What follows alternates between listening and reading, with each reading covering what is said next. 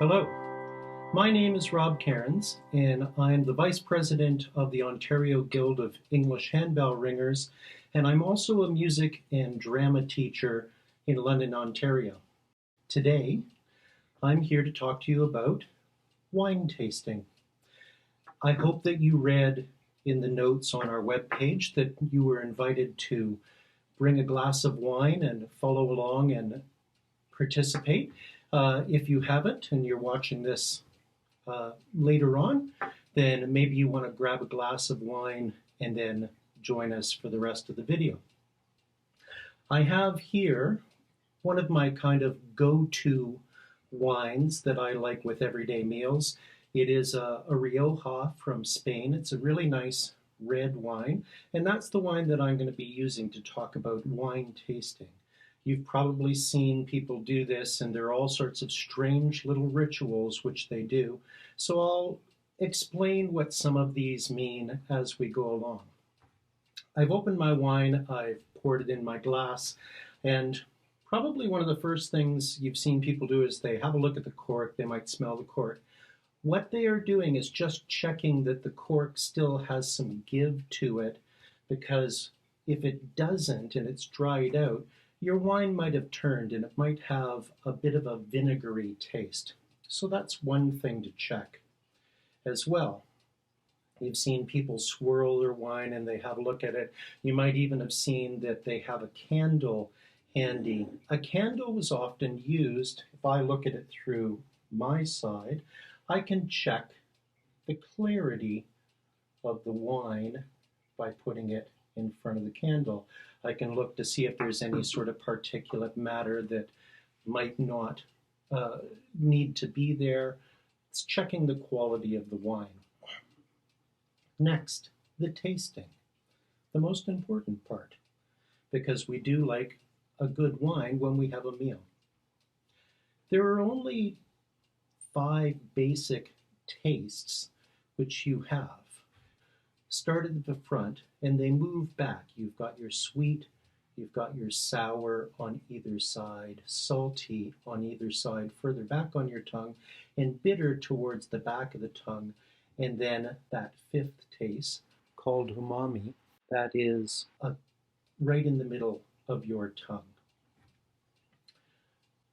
Swish the wine around a little bit. You don't need a lot of wine to actually do a tasting, and the reason you're doing this is because a wine is much more complex than just those basic tastes that your tongue has. All the rest of the taste of the wine actually comes from your sense of smell. So you take in a little bit of wine, you swish it around in your mouth so that you get some of the wine onto all of those areas of the tongue. Before swallowing, try and breathe in just a little bit of air, because when you do that and you swallow, it's going to go up into your nasal cavity and you're going to get much more a sense of the wine. Here we go.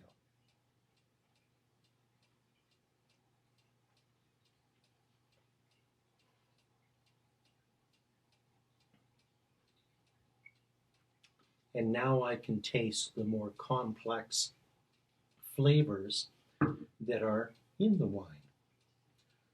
Why a bottle of wine for this particular video? We're going to get to that, but I'm going to do a little bit of setting up so that you can see what I have in mind. First of all, we're going to get rid of this candle so that I don't accidentally bump it. That would be bad in the video. I'll put this wine just out of the way. And here's an empty bottle of that same wine. We're not going to need the cork, so we get rid of that. And for this video, I'll just let you know that I have done a significant amount of research.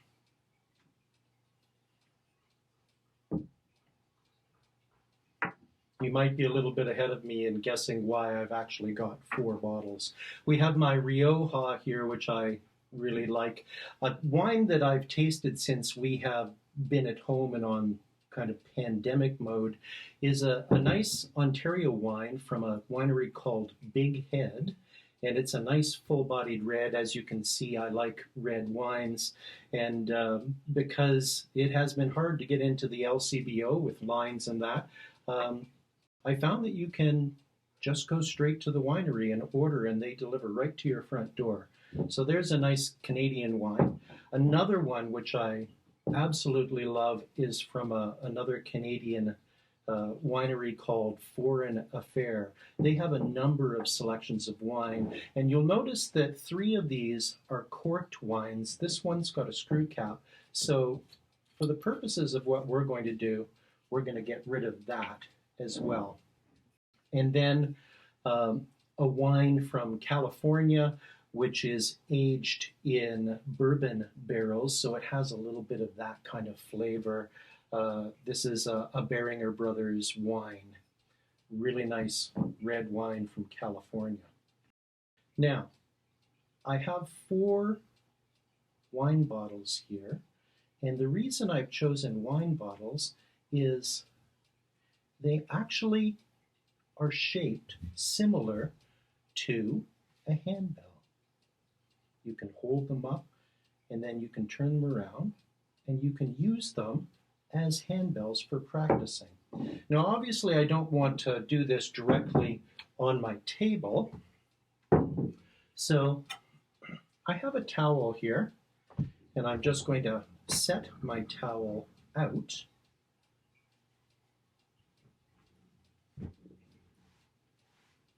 And I'll put my bottles down on the towel. And in this way, if I have my regular 2 notes, and I'll often have 2 chromatics to go with it, let's assume that this is F, F sharp, G, G sharp. I might not need the G sharp depending on the key, but often I'll have F, F sharp, and G. I'll have enough bottles here, and the bottles are nice and sturdy. I'll have enough bottles here that I can actually rehearse with these. We have a festival coming up, and I have looked at the festival music. I have gone ahead and I've ordered the festival music for my group. And you can see here, I have one of this year's festival pieces. This is One Great Spirit. It's one of the mass ring pieces. If I open it up, I can have a look at the music. I haven't really looked at this yet, but I did notice that it had a couple of different techniques at the beginning. I'm ringing, and then up here, I'm meloding on the table. So I'm going to go ahead and set this up so that I can look at my music. And if you've seen my previous video, here are my mallets. So now I'm getting ready to actually rehearse. Here is my iPad, and on my iPad, I've gone to the OGEHR site, and then I've clicked my way through to where the list of music for the festival is, and I've clicked on the particular piece, One Great Spirit. You'll notice that we can listen to the music. So I'm going to set that up just right beside me, and I'm going to stand up now because I wouldn't normally be sitting to play my music, but I've got my mallets ready, and I've got my music ready. I'm all ready to start. So now I'm just going to practice my music. There's my F, there's my G, there's my A flat. Here we go. We click the music to listen, and I'm going to need my F right away, so I'm going to get myself ready.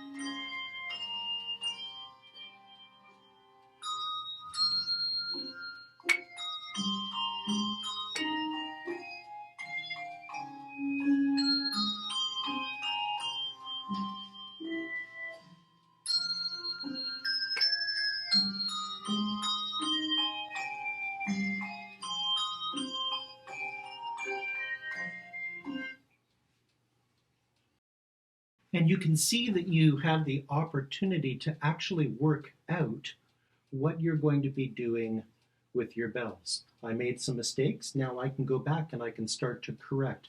I noticed that on the second page of music, page 3, I actually have to go back and forth between meloding and ringing.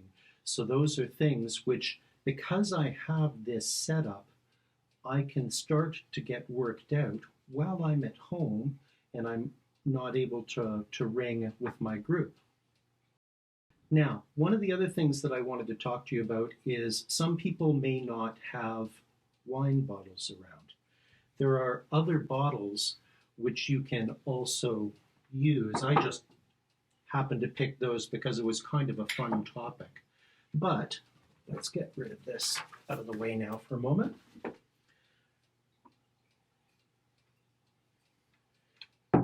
These bottles, sparkling water, are also quite good because of the shape. They can be used as a substitute handbell. These ones right now are empty, so I would take off these caps when I'm playing. This is a plastic bottle, and right now it's still full, so it actually has a little bit of weight to it. You might like something like that if you're wanting that feel. A plastic bottle that's empty will be quite easy to pick up. As well, some other bottles. Here's a beer which I brought back from Quebec the last time I was there. And in London we also have a really nice local brewery, Anderson Brewery, and they have a very nice beer. But you can see these also have a nice shape to them, and regular beer bottles would be a little bit smaller, so they could be something more similar to the smaller bells that you would use. The whole idea, though, is to just move those over, is to find things around your house which you could comfortably use to practice at home. Don't be afraid to try some strange things just so that you can get back into bell playing while we are all away. Some of our groups, luckily, will be able to start up with some social distancing. Others, it might not be something which can happen for a while. But there's no reason why we can't actually get a start on playing the handbells again. So I'll finish off by saying thank you for joining me for this series of videos. This is the third one that I've done, and it concludes the ones that I am working on. We have a wonderful lineup of videos still to come, so please do check our webpage. Please do think about how you could go about rehearsing while you're at home. And finally, cheers.